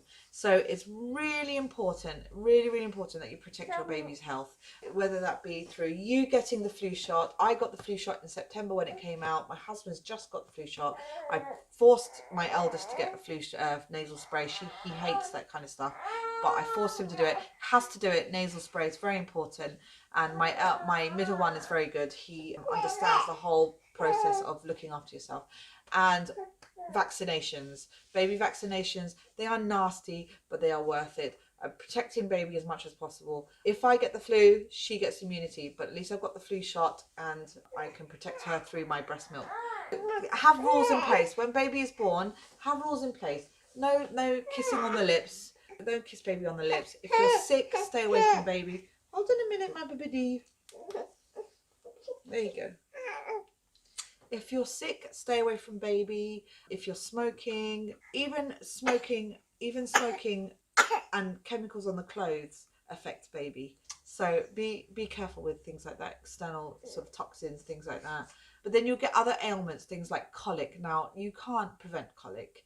Colic is one of the nastiest things. I've thankfully never experienced colicky babies. I had a friend who had a really colicky baby, and my goodness, she's tough as nails to deal with that. It's really horrible to see your baby crying for so long. Definition of colic, actually, colicky babies is when they cry for more than 3 hours, a day, 3 times a week for at least 1 hour. That is really hard work. And there still isn't a very clear definition on what colic really means. It's probably down to things like digestion, and it's very painful. Something is not digesting very well, but it's just horrible to experience. I've seen a colicky baby, heard a colicky baby, and I all hats to you mothers and fathers who have to deal with that. It cannot be easy. But there are some ways apparently that you can help a colicky baby. That's putting some white notes in the background to soothe them, doing tummy rubs. Baby massages are apparently very good for that. Then reflux. Now, I did experience reflux. My eldest had reflux quite badly, actually, and I remember having to rock him at 3 o'clock in the morning because he was crying in pain. He never spat up. Not one drop. Throughout the whole of his babyhood, but he would complain, and we were prescribed 𝐓𝐡𝐞, which I'm not convinced did anything. My second one threw everything up. He shared all of his food, but he never complained. And this baby, who is actually lying on my lap right now, she just come out somewhere in the middle. She spits up sometimes, does complain a little bit sometimes. She is quite windy. I have to sit and burp her quite a few times before she can go back to feed, but she's quite happy, so she doesn't really complain. It's important to note that if you can't handle, if you're starting to not be able to handle your baby with reflux or colic, or you don't know what to do, or baby's getting worse, not gaining any weight or losing weight, it's important to seek help. Seek help. Doctors have answers. They're very good for you. Just seek help and see if you can find ways that you can help your baby. Cradle cap and eczema. Now, this is very common. Cradle cap is that crusty stuff that you get on the top of your baby's head. It looks like scales. My eldest one had it really badly. He actually had eczema. I didn't do anything. I tell a lie. I put olive oil on it, which dried it out, made it worse. And then I ended up not doing anything. My second one didn't have hardly any. And so I left it, it went away on his own. This one had a lot on her head and went within months. I mean, you can see, I don't know if she's going to allow me to do this, but the remnants of it are still there. If you can see, there are a little few bits, remnants of it are still there, but most of it is gone. I apologise. You can either leave it or you can use coconut oil to soften the flakes and then a baby brush to brush it off. But make sure, my auntie said, you should really dry the area. That helps a lot. Make sure that after bath that the area is really dry. Oh, this one is very dry. Nap time. Items you need for health. So healthcare set is really important. Healthcare set is really good. You should have a healthcare set with you in the bath or in your communal area, which will include a thermometer. A digital thermometer is really good. We have a Nokia digital thermometer, which is amazing, absolutely amazing. I'll drop a link in the box below. But you literally scan the baby's head, so you don't have to wait them to do the thermometer. You scan the baby's head, and it comes up as a digital number on the screen, and you can save different profiles. So you can actually save different babies' profiles or adults' profiles, and then you download an app, and it comes onto the screen, and it populates the temperature on the screen. It's really good. I love it. Really, really good thermometer.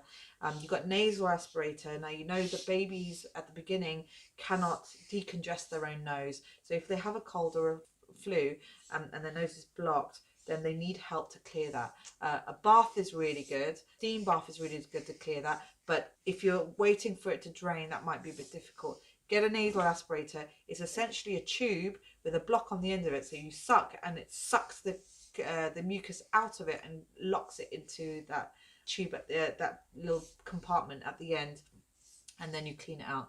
But she got quite a nasty cold actually at around 4 weeks.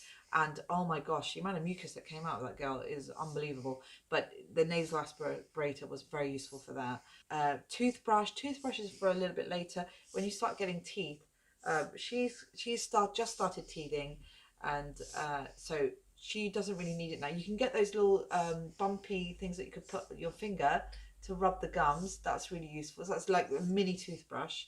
Emery board for filing nails and nail clippers. That's really important. You clip the nails, might be some sharp bits, so use a very soft nail file to soften that down. That's more useful for them rather than for us. I mean, I'm hacked all over the place, especially my boob area, but for her, I don't want her to experience that kind of pain. Scissors are useful. Scissors are useful for anything. Baby brush, like I said before, for cradle cap, but if they've got hair, it's very cute. And a comb also for the same thing. Now, painkillers for babies. Now, babies cannot use anything before 3 months, but actually, if they're having their first jabs, which is at 8 weeks, they can use infant Calpol. Infant Calpols is the only thing really they can use. Ibuprofen is for a bit later, but Calpol can be used for teething and for the jabs. I found really useful. Vitamin D drops I've explained before, and jabs.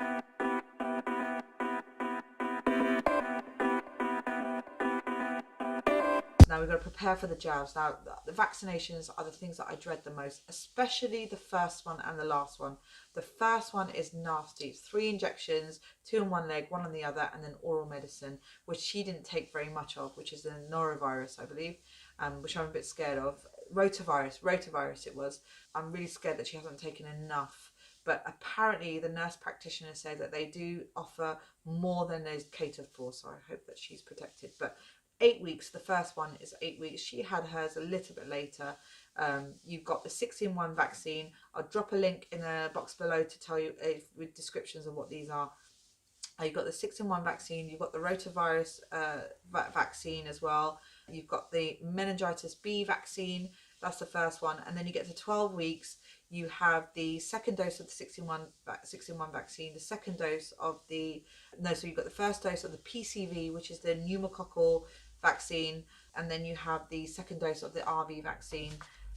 Then at 16 weeks, you've got the third dose of the 6-in-1 vaccine, and then the second dose of the meningitis B vaccine. And then at 1 year, which is the 1 year, you've got HIV meningitis C vaccine, which is given as a single jab, which contains vaccines against the meningitis C. That's the first dose. And then HIB, which is the fourth dose. And then you've got the MMR vaccine, and that MMR vaccine is measles, mumps, and rubella. That's given as a single jab. And then you've got the PCV pneumococcal vaccine, which is a second dose, and then the meningitis vaccine, which is the third dose. And then make sure you bring Calpol and lots of cuddles for those, because both of you will need it.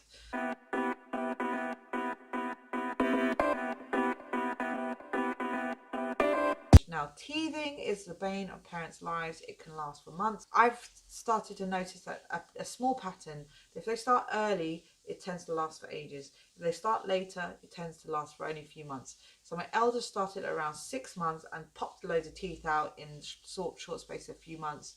And my second one started at 3 months and didn't have his first teeth until about 10 months, I believe. She started at 4 months. She's drooling everywhere. She's complaining. She's putting her hands in her mouth a lot. But I haven't seen any swollen gums yet. But it just seems like it goes on forever and it seems swollen. But if they start from around 6 months, really, there's nothing you can do at this stage except for offer Calpol if they're over 3 months. Or you can use teething rings, which are in the fridge. That seems to work quite well for her. But when they get to about 6 months, you can start introducing frozen foods, and frozen foods are great for swollen gums. I used to have these little nets which you'd secure, and it's like a net, like a cage, a soft cage, and then you put the food in there, the frozen food, like frozen grapes are really good, or frozen apples or frozen pears. You put that in there and they just play around with it, and it really soothes their gums. They really like that. I thoroughly recommend getting that net. I will pop a link in the box below if I can find it, because I don't remember what it's called. They're really good. And then as they get older, you can use things like Bonjela or Ashton and Parsons, which are like questionable white powder, but it's really, Ashton's and Parsons are really good. I noticed a big difference with those.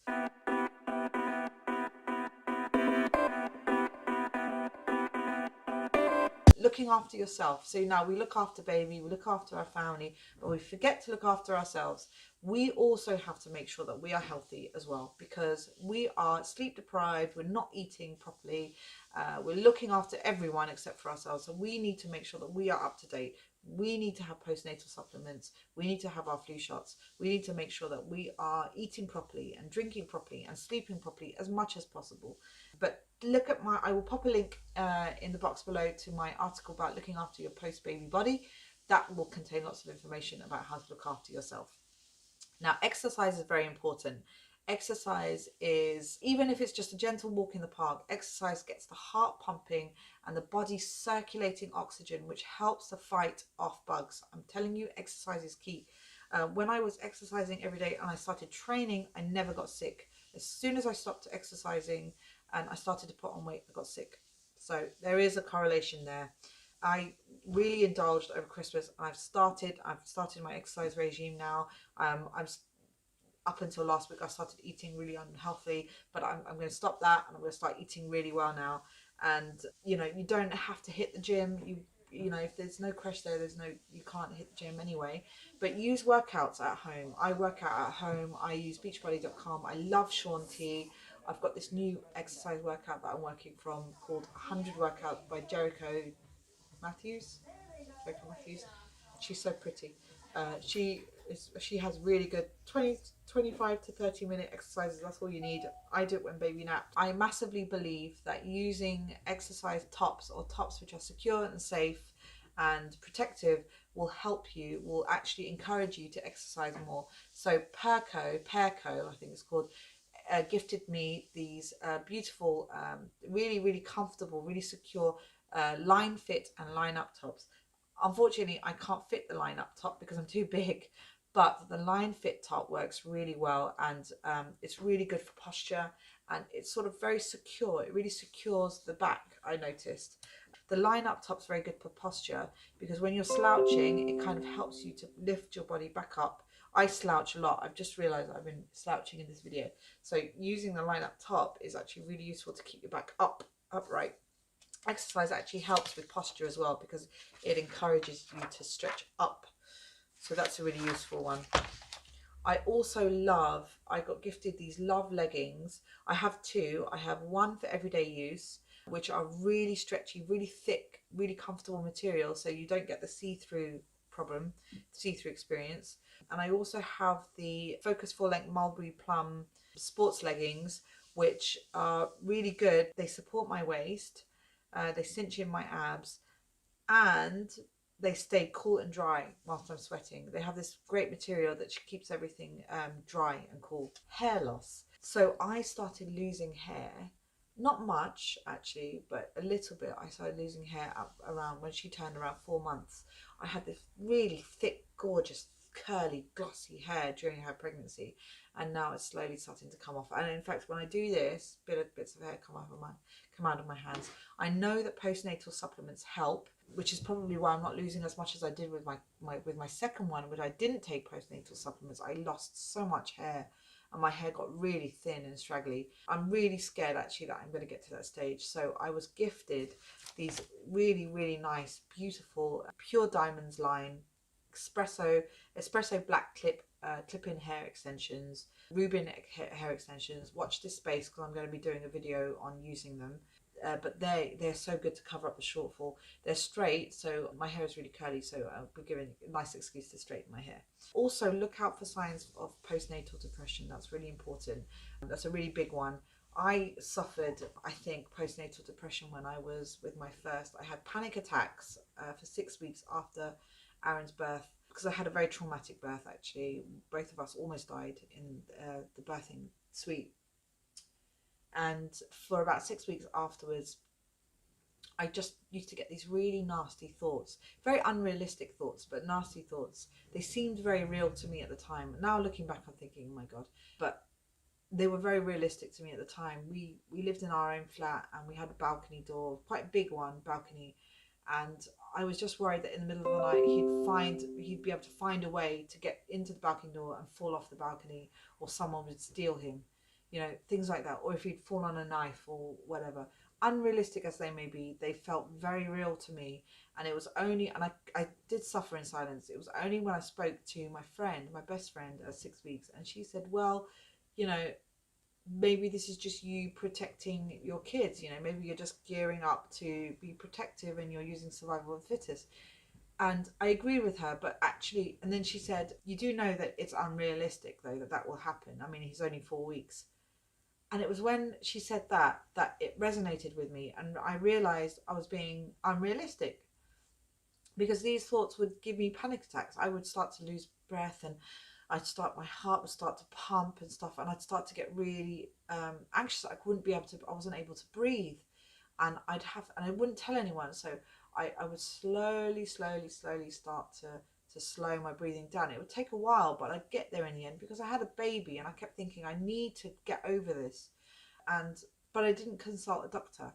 And the result of that is that even now, very occasionally now, but even now, if my head hits the pillow, I will have a sudden thought that someone will come in and steal my babies, or someone will come through the window and jump on the bed. Just very, very, you know, all of a sudden it'll just come out of nowhere, and it'll take me a while to think of something positive to cloud over that memory. It will take me a long time to get rid of that thought. I don't know where it comes from, and I don't know why, but maybe it's because I never solved it. I never went to a doctor, and I never sought therapy for it.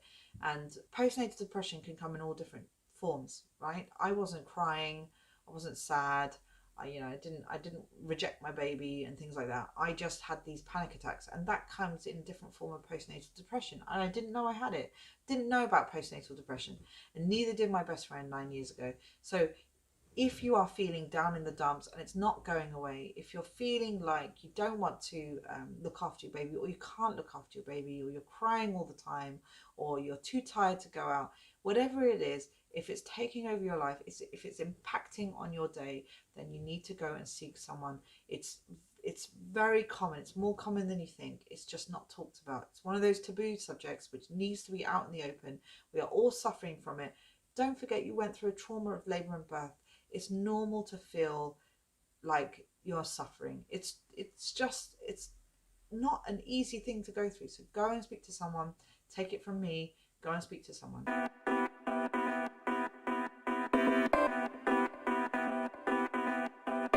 So now let's go on to something a little bit more positive. Entertainment. Now, there are loads of different types of entertainment for babies. I love the entertainment stage. I call this the unnecessary necessary stage, because I tend to go a bit over the top with lots of entertainment for babies, but I do love it. And actually, the things that I do buy, I think, are educational. They're just, you know, fun. They're fun. So one of the things that I have always got for kids, for my babies, is a musical mobile. We have a very gorgeous one, 𝐓𝐡𝐞 musical mobile from 𝐁𝐀𝐁𝐿. It's a very pink one. It's got ballerinas and pink hearts in it and stuff, but it's a very beautiful melody. Isla has it. It's got very stimulating musical sound, and it does settle her to sleep. Other things are like black and white patterns, like I said. Put one above the changing area, put one when they wake up, get them in book form. 𝐓𝐡𝐞 activity gym. Now, I love activity gyms. I think you may think that they're unnecessary. I think they are very necessary. This is 𝐓𝐡𝐞 activity gym. This is a fantastic gym. This was gifted to us. The reason why this is a fantastic gym is because that archway that you see there has 3 different settings. It has one that goes right to the bottom for tummy time, so newborn times, when they're on their tummies, they can look at straight ahead and they can see all these different kinds of visual development. There's a fox, which is noise activated, so he moves his head when baby babbles. There is a colourful toy that lights up when it's moved. There's a mirror, and on the other side of the mirror you can slip your phone through and record your baby's movements, or you can play something if you want. And there is an owl which has a handle that pulls through, so you pull it and the owl pops his head and goes tweet tweet. There is something else which makes a noise. What is it? It's a blue, I don't know what it is. It's a blue animal, and you press the button and it plays a little sound, a little musical piece. And then you've got the floor. If you see the floor, it's got lots of different animals. Isla loves chatting to those animals on the floor, and she loves chatting to the fox. The only thing that I would say is it should have music. My boys had the Lamar's Symphony Space Motion Gym, and I loved that gym. I can't find it at the moment. It's unavailable on eBay and Amazon, but I love that gym because it has the arch moves from side to side, and it has music. You can play music on it. I think that's what's missing on here. Having said that, you can move the arch upright, so when baby's on their back, they can see all of this. See? And then you can sit them up, you can pull the archway down, and they can sit up and they can pull and they can play with the bits. We've added extra bits on there. We've added the Lamar's caterpillar that Isla loves, and the black and white book that I was talking about with black and white patterns. We've added that on there as well. And hanging toys. So if you've got hanging toys and books, I just add them to the archway. So, and then that brings me on to sensory toys and books. I love sensory toys and books. I love rattles that light up. I love musical instruments. I love books with all sorts of different textures. My shelf here has got tons of different types of books. I'm just going to put her into her bed and then I'll carry on talking. I want to just show you a few of what I've got. I've got these kinds of books where you have little bumpy bits in here, right? I've never seen this. This was gifted by my friend. I love these. You see they've got like these different bumps in them. See, that baby can look at, and you can read to baby, and it has like, see, all bumpy different textures here. And then you've got these infamous That's Not My Tractor book, That's Not My Monster book. I've got That's Not My Unicorn, That's Not My Dinosaur. I've got loads of those kind of books, and these books have got different textures on each page. You see, That's Not My Monster, you know, his eyebrows are too furry, or you see those kind of things. And you know, you've got different materials, you can see there, look, bumpy paw, like smooth paws. You can see like all different kinds of things, right? See? So these are so great for stimulation, for like baby learning about different textures and you reading to them, and I point to the words and stuff. It all helps. And we've got Lamar's caterpillar, which has black and white patterns. So now dens and play areas. Now I am desperate to create a den, which I created for my first. Really gorgeous den play area. It's got lots of little flashing lights in it and music. And the reason why I wanted to do that is because my boys' playgroup had best play area, the best sensory room ever, and I loved it for myself. I really wanted to have one of those. I always wanted one of those when I was growing up, and so I suppose I'm living vicariously through my kids. But I'm going to create one for Isla. Watch this space. I'm going to create one and do a video of it. But the den that I created was just basically this canvas tent, and in the tent it had like I'd hung balls up and flashing lights, and I had lava lamps in there. It was really, I absolutely loved it, and Aaron loved it as well. It was like his little room. So when he got older, he'd go into his room and he'd read a book in his room. It was really sweet. But watch this space. I'm going to create one. Another one is a bouncer. Our bouncer is currently folded up, but you get one of the bouncer seats where you can hang onto the doors and they bounce up and down, or you can have one where they can sit. Just checking and finding. Bouncer seats are the seats where you can rock back and forth, where the baby can rock back and forth, and it can have an arch and have different things to do, music and rhythm and vibration and things like that. I think they're really useful. If you have to have your hands free, you can put them down in these seats and go and do your own thing. And I actually take the bouncer. We've got the 𝐓𝐡𝐞 Swing, Relax and Play bouncer. It's a really good one because I take the bouncer with me when I'm having a shower. She's really soothed by the rocking movement of the seat, and you get 5 different speeds of the rhythm, and it's got 3-point safety harness. It's got different music, nice soothing music, and then an arch with cuddly toys, which I've also hung books and stuff on there.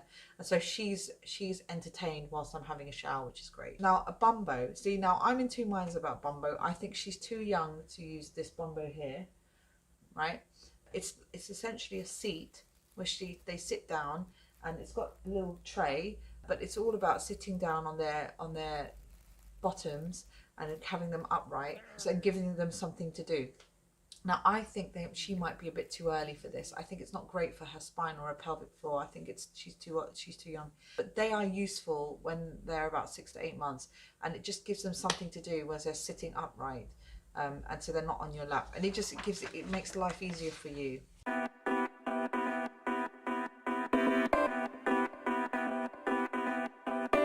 Now baby carriers. I love baby carriers. I didn't use baby carriers for the first 6 months with my kids, with my boys. I'm really gutted that I didn't do that because I missed out. I was very thankful to Made for Mums, who kindly allowed me to review one of their baby slings, the 𝐓𝐡𝐞 𝐔𝐋𝐈𝐌𝐀𝐄 Stretchy Baby Wrap Sling, which I will leave a link below once I get the copy of that review. But I was gifted a Baby Beyond Baby Carrier 1 for Isla, and actually I have been using baby carriers from the boys from 6 months. So I had one from 9 years ago. I love the brand. They're a fantastic brand, really good baby carriers, and I love this Baby Carrier 1. I've been using it on Isla since she was about 1 month, well actually less than that, maybe about 6 weeks maybe. And it's very easy to use. I go everywhere with her. The only thing is the clips are quite difficult to put. As she's getting older, it's quite difficult to pop her in and put the clips and compartments in. But other than that, I absolutely love it, and it's such a nice way to carry baby around. At the beginning, up until now, I was carrying her that way around, so facing me, but now I'm putting her that way around so she can see the world, and she loves it. And my hands are free to hold my boys' hands, and hold shopping and hold bags and things like that. I feel a lot more independent and free using a baby carrier than a pram. Very useful to have a travel system. I think it's cheaper to get a travel system than a buggy. We have the Upper Baby Vista 2019 travel system, gifted by my sister, in silver white, and it came with the car seat, came with the 𝐵e car seat, no ISOFIX, rain covers, the carry cot extension, the stroller, a cup holder, thanks to my sister. And Isla is getting too old for the carry cot now at 4.5 months. I need to change that and change it to the stroller. But it's like a massive palace. It's a very high quality, huge contraption. I would probably recommend getting something smaller, but it's just a big beast. The pram, it's a beast. But she's very well protected and it looks very high quality.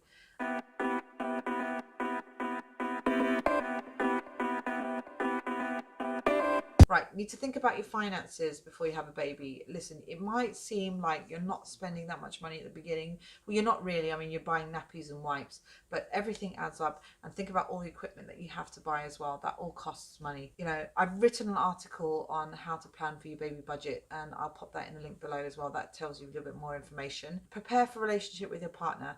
Now, this is a difficult one because you can't anticipate or foresee how difficult and stressful and straining having a baby really is until you have the baby. It's going to change your relationship with your partner, whether you like it or not. You will have less time for each other. Your partner might feel a little bit left out because you're with baby all the time, and they might feel a little bit jealous too because you're spending all that love and attention on your baby, which is rightfully so. Your baby needs you 100% of the time. You'll have less time for each other, and don't forget that your nerves will be frayed, you will be sleep deprived, and you will have all these hormones raging, which will make your temperament go up and down to different extremes, and you'll likely take it out on the person that's closest to you, which is your partner. So whether you like it or not, that's going to happen. But it's important to remember that you are in it together. You are a team. Work together. When you've done something wrong, when you know that you've snapped at your partner, whatever, make amends. It's difficult, I know. You know, I snap at my husband all the time. I don't mean to, but it's just something that I end up doing without realizing. But get that intimacy back as quickly as possible. You will probably not feel like you want to be intimate with each other. Well, you won't want to feel that intimate with him after you've had a baby. That's normal. But get that intimacy back in different ways, like cuddle your partner, kiss your partner, or be together, and try and introduce date nights, because you know if you lose that communication, then it will be very difficult to get it back. If you start to get used to it. I've got an article on that which I'll drop in the link below. But also prepare a relationship with your kids. Now, this is an interesting one. If you have kids before, then you've got new learning curve now. You need to try and protect your baby from your kids, whether you like it or not. Either your baby's going to slot right in, or you're going to receive one hell of a culture shock. From 1 to 2, I really struggled because I had 2 babies and they were 15 months apart. There's 7 years between my middle one and my third one, and actually so she's slotted right in. Well, my 2 kids are at school right now, and it feels like I've only got one up until 3:30. Then I feel the bane of 3 kids. That's an interesting one. After school, I'm exhausted. By 5 minutes when I get home, my stress levels are already raised the roof. Like, I'm nice and relaxed now, she's asleep, but once my kids come home, and boys are so hard. Once I have my boys come home, then that's it. I am like rush. I can't do anything. So, but there are some things that I, constantly say to my kids all the time, like, don't shout in her ear. She's sleeping. Leave her alone. Don't kiss her on the lips. I'm always saying that. But truth be told, my boys are amazing. They look after her. They're very protective over her. And actually, funny enough, there was we went to a Christmas fair. I had to leave Isla with one of my good friends to go and collect some alcohol that my boys had won. And actually it was quite useful because we were going to a party later with everyone. I left the baby with my friend, and I came back about 4 or 5 minutes later, and my friend came up to me and said to me, you know that your son didn't stop staring at me the whole time. And I was like, oh, okay, why is that? He asked me why. He asked me why I was holding Isla, and I said, and she said, oh, she's up. She said, oh, I'm just holding on to the baby until mummy gets back. He goes, oh, okay. And just started staring at her for 5 minutes until I got back. Now, if that's not protective, then what is? And I'm very grateful for that. So at least I know that she's being looked after when I'm not there. What can I say? Look, and if your kids don't get along with each other like that, then, it's going to be inevitable that kids will fight. They fight. My boys fight with each other all the time. It's inevitable. And when she starts being cute, they will also fight with her, and she'll likely end up fighting with them. But the trick is with older siblings, I think, is involve them very early and make them feel responsible for looking after their baby sister or their baby brother. I use the boys when I help get the boys to help me with nappy changes, with getting her dressed, looking after her when I'm cooking the dinner or whatever, and they feel responsible, and I think that helps to change the relationship a little bit. Lack of time for yourself is going to be difficult for you. You're going to get less time to look after yourself. We've already touched upon that earlier. Make sure you make some time for yourself, really important. But also remember that they do grow up quickly, and I know that it's hard work now, but eventually they will grow up and they won't need your cuddles anymore. And actually my 9-year-old and my 7-year-old are needing my cuddles less, and I'm starting to really feel the pain of that. Sometimes I'll go up to them and say, oh, I need a mummy cuddle, and they're like, oh, I don't need a mummy cuddle. It's like, oh, I'm so old now, mummy. No, you're not. You're still my baby. No, I'm not your baby. It's that kind of thing. They're like that now, and it's really annoying because I don't want them to be like that yet. Anyway, but having said that, prepare for lots of new experiences.